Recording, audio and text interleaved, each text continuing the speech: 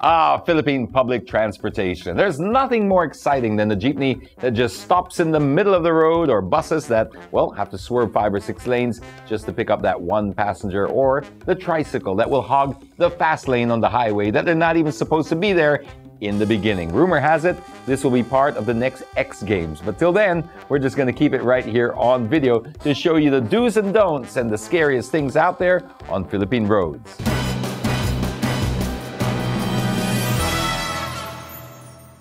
So how many times have you been cut off by a jeepney, a bus, a tricycle, or any of our public transportation vehicles out there? Now, we're not necessarily picking on public transportation, but for this video, we are going to highlight them. And here's the irony. They are the professional drivers out there. But you know what? While we're still working towards modernizing the jeepneys, I think we should start modernizing the drivers first. Here are 5 times that people felt completely victimized by public transportation drivers here in the Philippines. All the footage in this video also appeared on my Facebook page and were submitted by the people who actually took the videos. If you have one of them, stay tuned till the end of this video to find out how you can be a part of this series as well. When we talk about undisciplined public transportation, it doesn't get any bigger, literally and figuratively, than the Philippine bus. Now take a look at this. This will just get my blood boiling and should get yours too. This is absolutely blatant. It is totally green.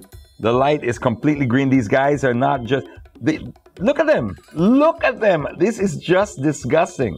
And this is right in front of... This is a very, very busy intersection. Right in front of all the enforcers as well. Watch as this bus just keeps on going and going. You can see the green light is there. People are trying to make their way around them. There's just absolutely no respect out there for even the authorities, for other drivers. It has reached a point of total anarchy. And it's just got to stop. This one here is another personal favorite of mine. I'll insert sarcasm, of course, in that, because what I mean is just, it is one of the most blatant ones. If you thought the bus one was bad, this one bothers me even more because you can see the enforcers right there as this Jeep, which is painted in the world's first stealth jeepney paint, green and yellow, but nobody can see it. Well, at least the enforcers can't. You can see it. I can see it. The enforcers can't see it because of this special paint. That's the only description or explanation I can give, because it's one after the other, after the other. And look at this guy. He's going head on with the pedestrians as well, as the motorcycle guy also decides to get in on the action. So that's the second Jeep. Watch the third Jeep. This is just all, remember, right in front of the actual enforcers who are standing right there. This is the fourth one. Watch as this happens here. And then finally, we get a private car, and guess what? He's probably going to be the one who gets the ticket. Just when you thought you had seen it all. Here is not just a tricycle on the North Expressway. He's going counterflow too, baby. Hey, what? You know, if you're going to do it, just do it all the way, man. That's it. Commit to it. Own it. And that's what that guy did. But it's absolutely unacceptable. This is a world-class tollway. How did he even get there to begin with? You've heard of the hari ng kalsada that is normally reserved for the jeepney, but the tricycles, well, they're challenging for that position. Take a look at this as they completely turn this bridgeway into their own little U-turn area. They even have like impromptu like rocks and stuff to help them go up and down there.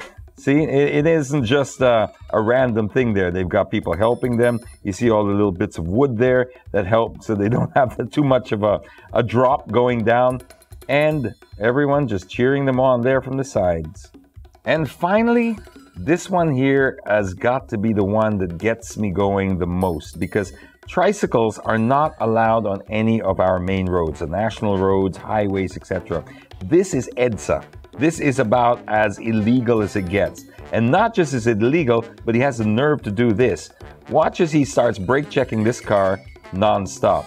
Now this thing will go on and on and on. He will just keep on blocking the car behind, and eventually they'll even get out and threaten the driver as well. How they have the nerve to do this is just because they've been tolerated over the years. It's just when enforcers turn a blind eye, eventually it gets to the stage where people don't even know where that line between right and wrong is anymore. So these people actually think that they're actually doing something right. They don't even realize that what they're doing is illegal.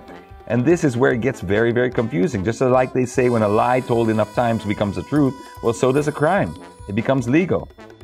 There you have it, just some of the unruly drivers we have out there. As a matter of fact, a recent survey just said the Philippines does rank number 3 in terms of the worst road safety and traffic in Southeast Asia.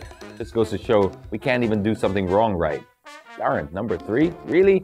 Come on, let's aim for number 1 at least. I'm just kidding. The whole point of this is try to reverse all of that and become a nation that is actually binded together by discipline and courtesy. It is really the great equalizer out there, the roads. If we can't show each other basic courtesy out there, what more when we see each other face to face? It all starts out there, and it all starts with you. Speaking of you, if you have any type of video like this that you want to share with us, why don't you pop us an email, ts.jamesd@gmail.com. We'd love to feature it on the show here and hopefully create a country that's worth driving for.